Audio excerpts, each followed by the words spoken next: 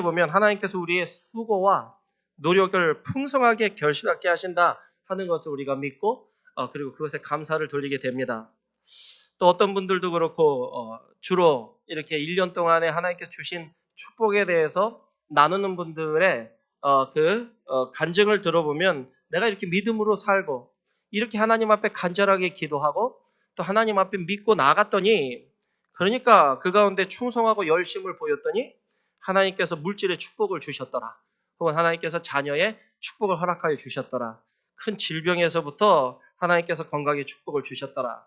그러니까 간증하고 또 주 안에서 이렇게 자랑하고 하는 그런 일이죠.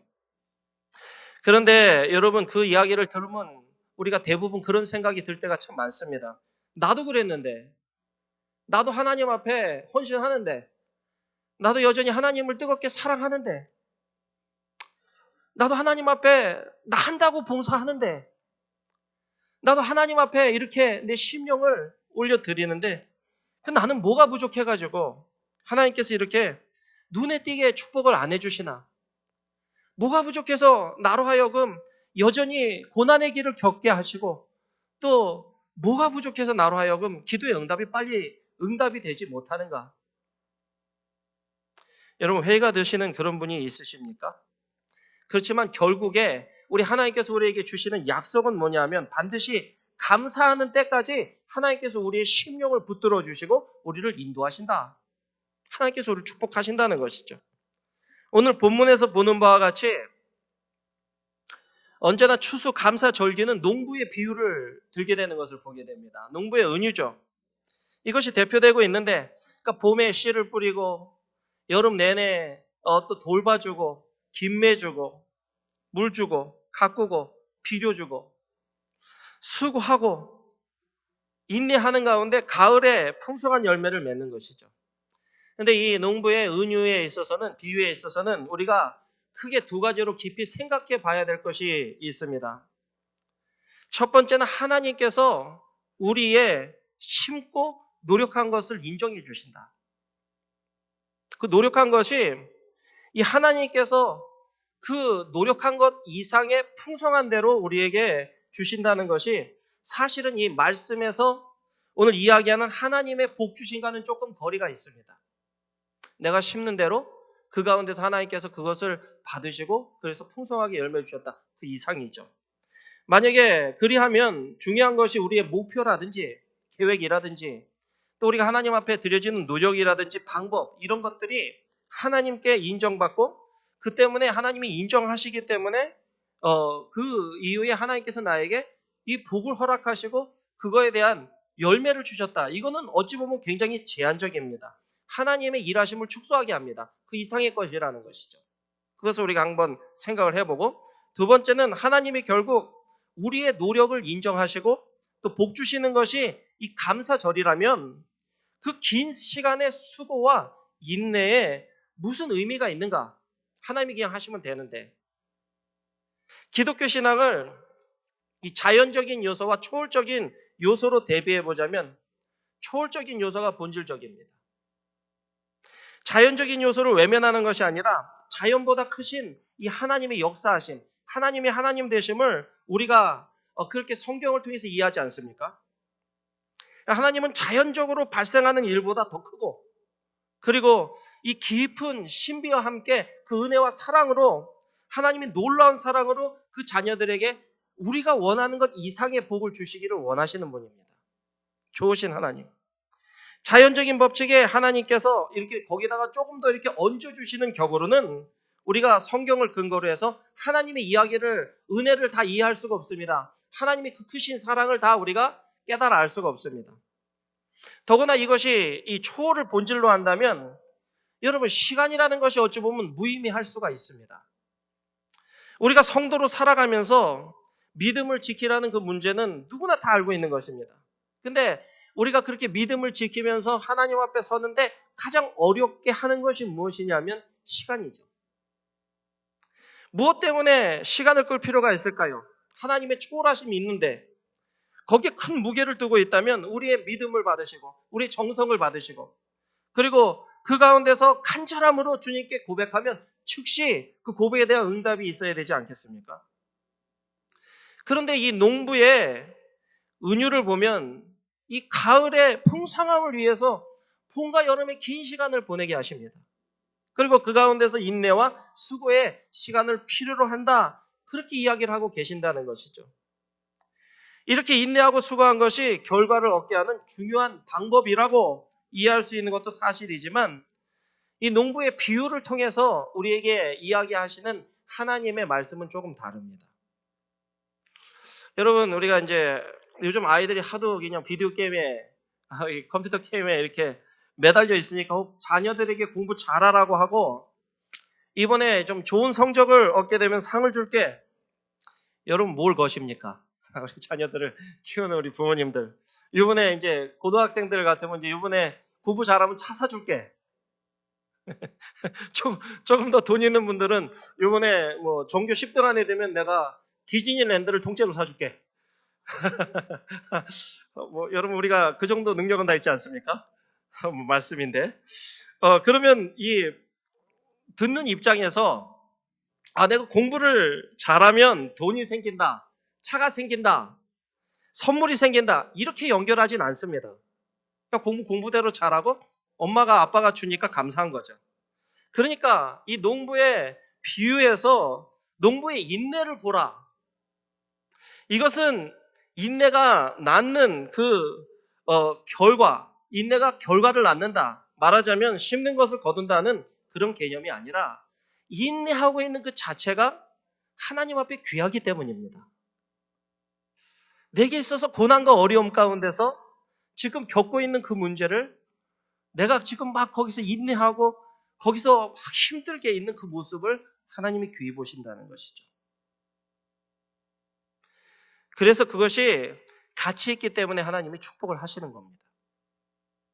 농부의 인내. 그러니까 그 인내의 가치를 우리에게 가르치기 위해서 가을의 결실을 주시고 있는 것이다. 성경 그렇게 이야기를 하고 있는 것이죠. 고린도전서 3장 4절에서 7절의 말씀을 제가 읽겠습니다. 어떤 이는 말하되 나는 바울에게라 하고 다른 이는 나는 아볼로게라 하니 너희가 육의 사람이 아니리요. 그런즉 아볼로는 무엇이며 바울은 무엇이냐? 그들은 주께서 각각 주신 대로 너희로 하여금 믿게 한 사역자들이니라. 나는 심었고 아볼로는 물을 주었으되 오직 하나님께서 자라나게 하셨나니 그런즉 심는 이나 물 주는 이는 아무것도 아니로되 오직 자라게 하시는 이는 하나님뿐이니라. 고린도 교회에 분파가 생겼습니다. 나는 아볼로에 속한 아볼로 파라. 나는 바울의 추종자라 바울 파라. 분쟁이 있었습니다. 그러나 물 주는 것, 심는 것 이것은 아무것도 아니다. 자라나게 하시는 하나님이 정말 대단하신 분이다. 그래서 아볼로를 근거로 삼거나 바울을 대표로 하는 것에 허망함을 드러내고 있습니다. 우리는 어떻게 해야 농작물이 잘 자라는 것을 다 알고 있습니다. 필요한 만큼 햇빛이 필요하겠고 수분을 잘 공급해야 또 영양분을 주면은 식물이 잘 자란다. 식물을 심어본 분들은 더더욱 그 비율이 어떻게 해야 되는 것을 너무나 더 잘 알고 있죠. 햇빛은 많은데 수분이 부족하면 가뭄이 들고 또 그 가운데서 물을 너무 많이 주게 되면 썩어버리는 것을 잘 알고 있습니다. 그러나 성경이 말하는 것은 오직 자라게 하시는 분은 하나님 한 분뿐이시라. 그러니까 사람이 모든 비율을 잘 맞춰서 노력을 한다 해도 결국은 자라게 하시는 분은 하나님이 그렇게 자라게 하신다 하는 것이죠. 그렇듯 이 감사의 계절에 성경이 우리에게 말씀하시는 농부의 인내, 이 수고와 그 비유의 핵심이 무엇인가 하는 것입니다. 바로 이것입니다. 하나님께서 우리에게 시간과 인내와 그 어려움을 요구하사 그 시간의 과정 속에서 우리와 함께 하나님이 일하신다는 것이죠. 하나님이 우리와 함께하고 계신다 하는 것을 우리로 하여금 알게 하신다는 것입니다. 하나님의 뜻을 이루심에 있어서 우리에게 요청되는 것은 항상 믿음이죠. 근데 중요하게 믿음을 가지는 것이 무엇이냐 하면 시간이 필요로 하고 인내하는 것이고 수고하는 것이라. 믿음은 그냥 이루어지지가 않습니다. 그래서 농부의 비유를 잘못 이해하면 어떻게 되냐면 우리가 일하시고 우리가 일했고 하나님께서 우리가 심은 것에 관해서 보상하셨다. 보상한 하나님만 남습니다. 그건 아니죠. 그러나 하나님은 이 농부의 비유를 통해서 무엇을 이야기하고 싶으신가 하면 우리에게 하나님께서 혹 인내를 요구하시고 믿음을 요구하실 때 우리 보고만 수고하는 과정과 시간이 아니라는 것입니다. 너희만 그것을 그냥 어렵고 힘들어라, 그게 아니라는 것이죠. 그 가운데 하나님께서 일하셔서 하나님이 그 결과를 만들어내신다. 잘하게 하시는 이가 여호와시라. 그렇게 이야기를 하고 있습니다. 그래서 요한복음 5장을 보시면 여러분들 잘 알다시피 베드스다 못가에 38년 된 중풍병자가 병낫기를 소원하지만 천사가 와서 물을 확하니 동하게 할 때 제일 먼저 점핑해서 들어가면 이 나음을 얻게 됩니다. 근데 38년 동안에 중풍병이니까 누가 혹 들어가게 이렇게 좀 도와주거나 본인 스스로가 갈 수가 없어서 38년을 중풍병자로 살고 있는 이 환자를 예수님께서 고쳐주시는 그 사건이 일어납니다. 그러고 난 다음에 그 고백이 요한복음 5장 15절서부터 나오는데 제가 읽도록 하겠습니다. 그 사람이 유대인들에게 가서 자기를 고치는 예수라 하니라. 그러므로 안식일에 이러한 일을 행하신다 하여 유대인들이 예수님을 박해하게 된지라. 예수께서 그들에게 이르시되 내 아버지께서 이제까지 일하시니 나도 일한다 하시매. 그러니까 여기에 하나님께서 우리에게 기대해 주시는 것, 우리의 어떤 믿음의 보상을 주시는 그 기대하는 그런 것들, 그러니까 믿음에 응답하시는 것은 그냥 그저 우리가 구했더니 하나님께서 나중에 우리의 수고를 보시고 이렇게 역사하시고 내 기도를 보시고 이렇게 인도하셨더라. 그 이상입니다. 그 정도가 아니고 믿음을 따라서 우리에게 요구하셨고 우리의 믿음의 실천 속에서 주님께서 그 순간순간 나와 함께 하신다. 그 잘하게 하시는 그 상황 가운데 함께 하신다는 것이죠. 가을의 수확이 우리 삶의 지금의 이 열매들이 보여주는 것은 하나님이 우리와 함께 하셨다는 그 증거입니다. 즉 씨를 뿌렸더니 거두게 되었다의 결과보다는 씨 뿌리는 일과 그것을 가꾸는 그 상황 가운데서 하나님께서 우리와 함께 하셔. 그래서 우리 인생 속에서 일하셔서 하나님께서 매 순간 우리를 하나님이 원하시는 영광된 자리로 인도하시더라. 이것이 농부의 비유입니다. 내가 애쓰고 수고하는 것 때문에 많은 시간 어느 부분에서는 하나님이 잘 보이지가 않습니다. 내가 어려운 가운데 들어가면 나밖에 생각이 잘 안 되니까. 힘드니까, 어려우니까. 그러니까 어느 때는 하나님을 까맣게 망각하기도 하고 하나님께서 나의 삶 가운데 일하시고 계신다는 것이 우리가 어느 때는 소홀해지고 그러니까 그 가운데서는 급한 거죠. 내가 빨리 기도해야 되고 내 기도를 간절하게 할수록 하나님께서 응답하실 것이고 그러니까 이런 초월적인 기대가 더 간절한 기도, 더 효과적인 이 기도를 자꾸 찾게 합니다.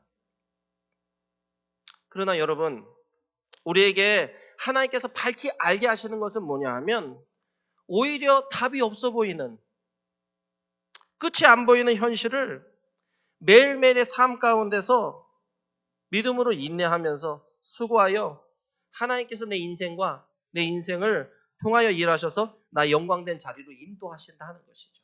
끝이 보이지 않는데 오늘도 막연한 가운데서 과연 어떻게 될 것인가 하는 가운데서도 여전히 하나님께서는 그 상황 가운데서 우리 함께 하신다는 것입니다. 여기 사도 바울의 고백이 있습니다. 디모데전서 1장 12절부터 16절까지 제가 또 봉독하도록 하겠습니다. 나를 능하게 하신 그리스도 예수 우리 주께 내가 감사함은 나를 충성되이 여겨 내게 직분을 맡기심이니 내가 전에는 비방자요 박해자요 폭행자였으나 도리어 긍휼을 입은 것은 내가 믿지 아니할 때 알지 못하고 행하였음이라. 우리 주의 은혜가 그리스도 예수 안에 있는 믿음과 사랑과 함께 넘치도록 풍성하였도다. 미쁘다 모든 사람이 받을 만한 이 말이요. 미쁘다 이 뜻은 믿음직스럽다 그 얘기입니다. 그리스도 예수께서 죄인을 구원하시려고 세상에 임하셨다 하였도다. 죄인 중에 내가 괴순이라. 디모데전서 1장 16절 말씀입니다. 그러나 내가 긍휼을 입은 까닭은 예수 그리스도께서 내게 먼저 일체 오래 참으심으로 보이사 후에 주를 믿어 영생 얻는 자들에게 본이 되게 하려 하심이라. 이 사도 바울이 자기의 회심입니다. 자기가 지금 이 예수님을 믿고 이 자리에 이렇게 서서 하나님께서 인도하신 그것에 대한 이해입니다. 본인 이해죠. 바울이 지금 그 모습이 하나님이 나에게 베풀어 주신 어떠한 은혜의 결과인가에 관해서 이야기를 하고 있습니다. 이 간증의 핵심은 바울 본인이 의도하고 노력해서 얻은 결과가 아니라는 것입니다. 본인은 딴짓하고 있었는데 이 자리에 주님께서 나를 이끌어 오게 되었다, 그 얘기죠. 그는 열심히 예수님을 반대했습니다. 예수 믿는 사람들을 핍박하였고, 그러나 그 과정 속에서 하나님이 일하사 바울의 지금의 모습으로 이끌고 계셨더라. 자신이 수고가 있었긴 있었는데 그 수고라는 것이 하나님과는 반대되는 수고, 하나님 편에서는 무지하였고 미련하였고 수고하고 애썼음에도 불구하고 그토록 열심히 반대하던 그 반대가 자기 본인의 의도하거나 상상할 수 없는 방법대로 하나님께서 나를 그 자리에서 끌어 여기까지 인도를 하셨더라, 그겁니다. 그것이 어느 정도냐 하면 죽은 자가 부활한 것과 같은, 어떻게 죽었던 사람이 살아나겠습니까만 그런 기적이 있을 만큼 자신이 어떠한 은혜를 받았는가에 관해서 오늘 그 은혜에 있어서는 모든 사람들에게 가장 내가 본이 되는 사람이라, 내게 모본을 보여주시게 하기 위해서, 모든 사람 본이 되게 하기 위해서 나를 이 자리에 이런 포학자로, 이런 황당한 사람으로 사람이 이렇게 예수님을 믿어 이 자리에 오게 되었다, 이거죠. 너무나도 복된 자리입니다. 나는 이렇게 했더니 내가 어떤 보상을 받았다, 그렇게 자랑하지 못하는 과정을 통해서 예수 그리스도의 은혜만이 얼마나 큰 것인가 그렇게 증명하게 되었습니다. 너무나도 귀하게 나타난 삶을 살게 되었다는 것이죠. 그래서 그가 이 사실에 너무 황송한 겁니다. 너무 감사한 것이죠. 그에게 있어서 그 심령서부터 끌어올리는 감사의 때를 만나게 되었습니다. 끝내는 하나님이 나를 이렇게 있게 하셨고 그 가운데 나를 감사자, 그 다음에 예배자, 예수님을 믿는 그 가운데서 이후에는 직분자로 나를 하나님께서 이끌어 주셨더라. 자기의 못난 삶 가운데서 자기의 그 못난 것이 하나님께서 여기까지 이끌어 직분을 허락하심으로 말미암아 얼마나 복된 것인 줄 알고, 얼마나 내가 주 앞에 할 말이 없는 사람인가, 그런 가운데서 하나님 앞에 감사가 넘치도록 하나님께서 이끌어 주셨다는 것이죠. 그래서요, 농사 짓는 것과 같이 수고하고 인내하는 것 그 자체가 하나님 앞에 귀한 일이라는 겁니다. 지금 우리에게 있어서 고난과 어려움 가운데서 견디고 있는 그 일이, 그 일 자체가 하나님 앞에 너무나도 귀한 일이라는 것이죠. 왜 수고하고 애쓰는 것, 인내하는 것이 귀한가? 하나님께서 우리를 하나님이 원하시는 그 방향으로 이끌어 주시고 우리를 빚어지시기 위해서 하나님이 우리의 인생 하루하루 스텝 바이 스텝 지속적으로 일하시기 때문에 그렇습니다. 이게 무슨 얘기인가?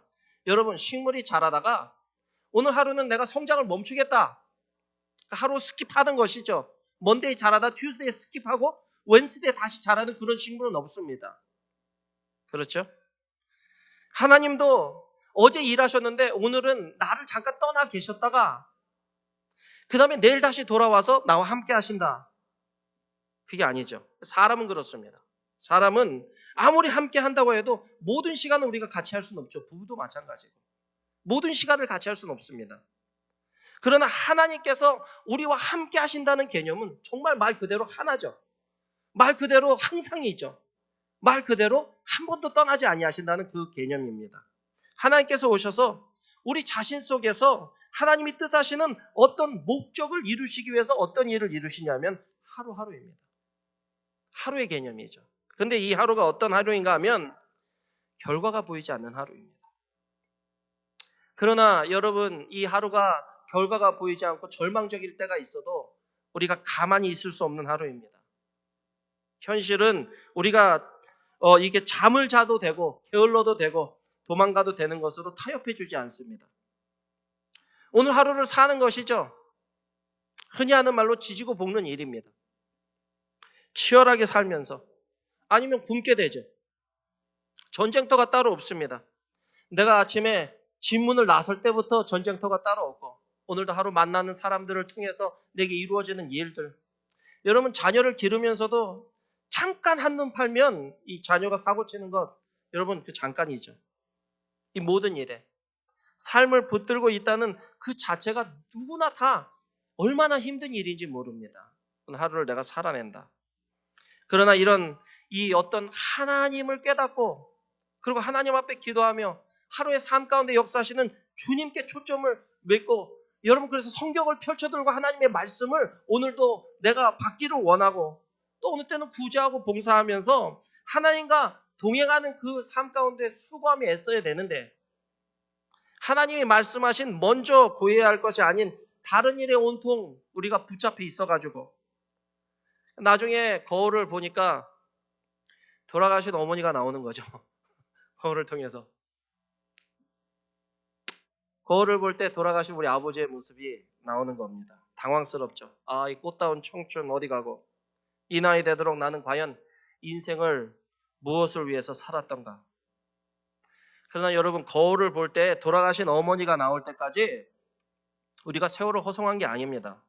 놀면서 온 게 아니라 매일매일 하나님께서 나에게 허락하신 책임과 그 요구 속에서 붙들려 있었다는 것이죠. 그것이 하나님이 우리 안에서 일하고 계신 겁니다. 그것이 일하시는 과정이고 조건이고 그리고 시간입니다. 거기서 무엇인가를 하고 계십니다. 우리가 잘 아는 말씀 로마서 8장 28절 우리가 알 것이와 하나님을 사랑하는 자 곧 그의 뜻대로 부르심을 입은 자들에게는 모든 것이 합력하여 선을 이루느니라.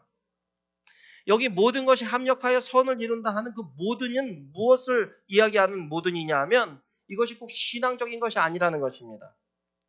우리 인내와 수고가 항상 신앙과 결부되지는 않습니다.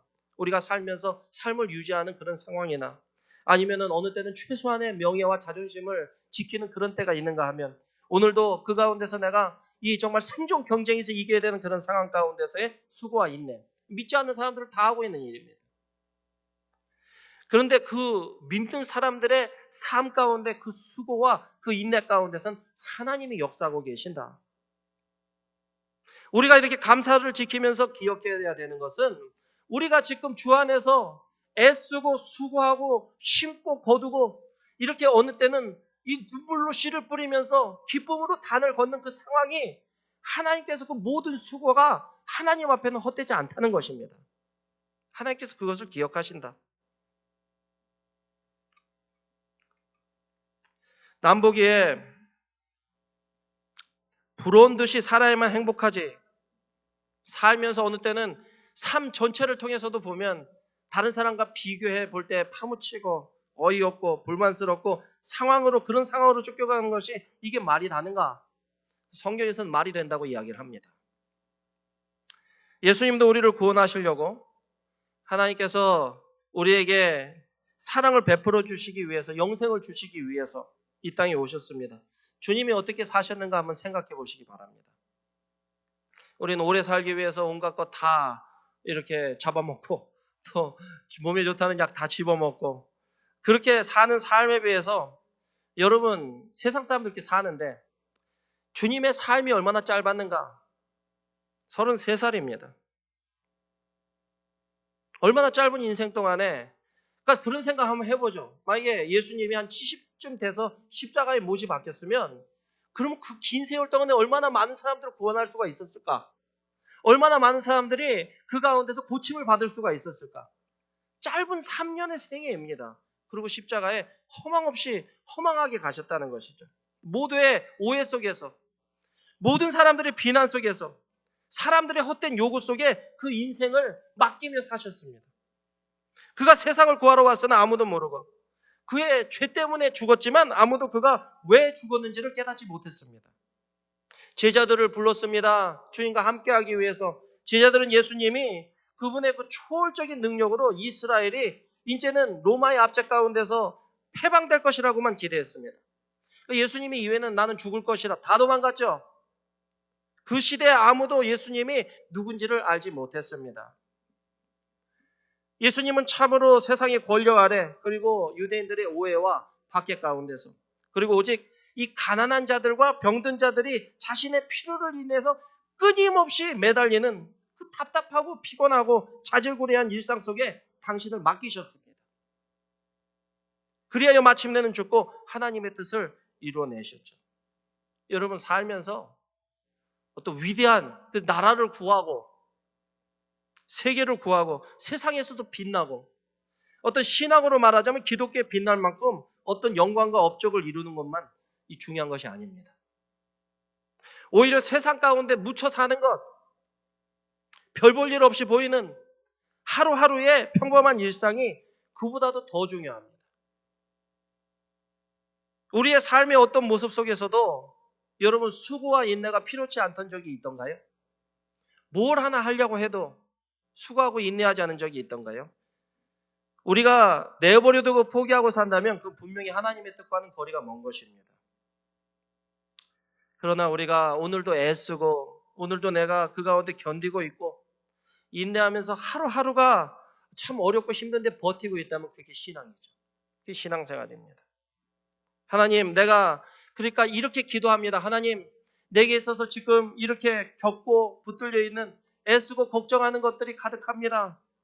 이 일과 상황 가운데서 언제라도 주님 개입하시고 기적을 만들어 주옵소서. 하나님 나를 살려 주옵소서. 하나님 나를 불쌍히 여기시옵소서. 여러분 그렇게 기도하시기 바랍니다. 그 대표적인 인물이 욥이죠.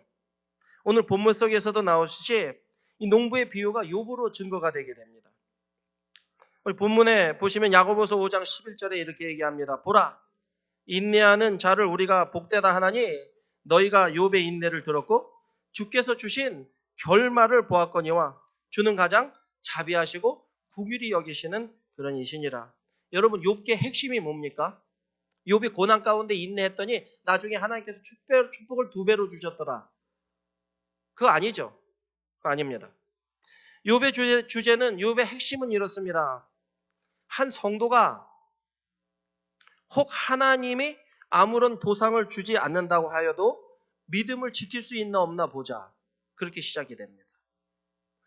연락에 기도했고 열심히 신앙생활 했는데도 하나님이 그에게 아무 보상을 주지 않아도 그가 믿음에서 떠나지 않고 이탈하지 않고 믿음을 지키나 안 지키나 한번 보자. 거기서 시작이 되죠. 욥이 딱 걸렸습니다. 그에게 여러 가지 어려움이 오게 됩니다. 하루아침에 갖고 있던 재산이 갑자기 다 사라져버리고 그에게 있던 10 자녀가 집에서 그래서 그 가운데 축복기도 하고 밥 먹는 동안에 회리바람 불어가지고 집이 무너져서 10 이 자녀가 다 죽었습니다. 그 아내가 그 가운데서도 너는 순전한을 그렇게 지키겠느냐 하나님을 욕하고 죽으라 떠났죠. 욥은 그 가운데 이 심한 피부병이 걸려서 얼마나 가렵고 힘들고 골마 터지던지 이 재 가운데 앉아서 그 당시에는 이 피부약이 없으니까 재 가운데 앉아서 그 가려운 것을 이 기와정으로 벅벅 끓고 있던 그런 상황입니다. 그 가운데 여러 가지 어려움과 고난이 오니까 불평하기 시작을 하지요. 그러니까 내가 도대체 무엇을 잘못해서 이런 억울한 일을 당해야 됩니까? 이런 고통 가운데 있어야 됩니까? 그에게 있어서 마지막에는 하나님이 아무 얘기를 안 하시니까 그 가운데 답답한 가운데 그가 고백하는 게 이렇습니다. 이제 말하자면 그게 다란 거죠.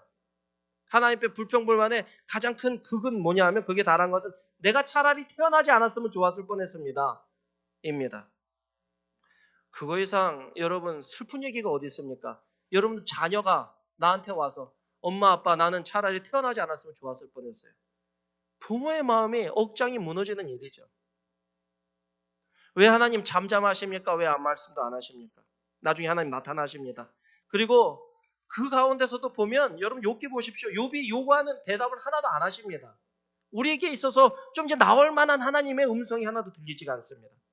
그런데 그 가운데서 욥이 하나님을 만났습니다.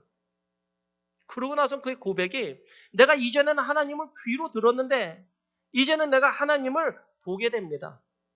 주님을 보는 상황에 들어갔습니다. 그렇게 고백하고 그렇게 회개하고 복받고 욥기가 끝이 납니다.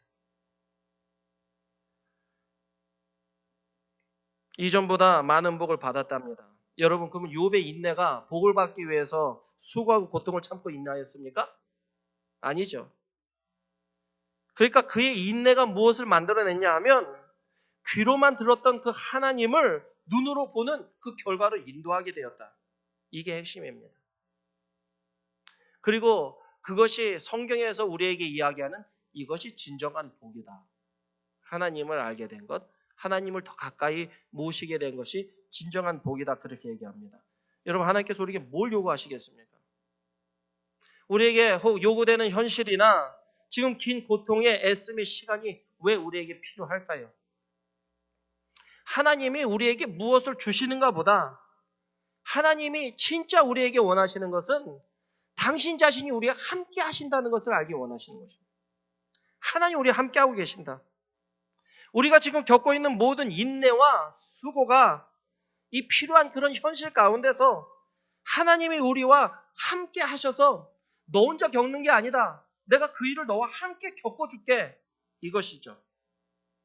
그러니까 어떠한 가운데 기도하면서 일이 해결되었다는 그게 핵심이 아니고 그 과정 가운데서 하나님이 우리와 동행하심으로 동참해 주심으로 하나님은 어떤 상황에서도 하나님은 우리의 하나님이 되신다는 것을 우리에게 인지시켜 주시는 일입니다. 우리 존재와 우리의 삶, 우리 인격의 우리 경험의 모든 것에서 하나님께서 내 편이 되어 주셔서 나를 정말 이해하시고 나로 하여금 하나님을 깨닫게 하시고 알게 하시는 그런 상황 가운데서 인내와 어느 때는 고통을 우리로 하여금 당케 하신다는 것이죠. 여러분 중국에 제일 처음에 이렇게 단기 선교 이렇게 처음 가게 되면 언제나 반갑게 이제 나오는 사람들이 있죠. 그분들이 이제 보면 내내 그 선교하면서 가르치는 동안에 저를 안내해줄 이 말하자면 동역자가 나오는데 이제 통역을 맡은 전도사님이라든지 형제가 마중 나옵니다. 그러니까 그 딱 나올 때부터 그림자처럼 따라다니면서 이제 그 가운데서 중국 나올 때까지 선교 끝날 때까지 한 방에서 같이 방을 쓰고 같이 이제 먹고 아무튼 이제 제 입이 따라다니는 거죠. 그래야 사역이 가능하니까.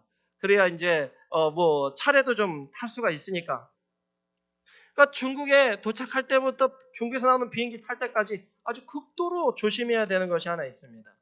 그것이 뭐냐면 여러분 어떻게 보면 살면서 아내하고도 그렇게 24시간 붙어본 적이 별로 없는데 이게 내 모든 것이 다 드러나는 일입니다. 하나도 가릴 수가 없죠. 그 몇 주 동안에 그 가운데서 내 삶의 패턴이라든지 보통 무심코 툭 튀어나오는 그런 것에 관해서 혹 그분이 어느 순간 생각하게 한 목사가 왜 저래? 이런 얘기 안 나오게 하려고 극도로 조심하는 겁니다. 시험에 들지 않도록 조심해야 되는 것이죠.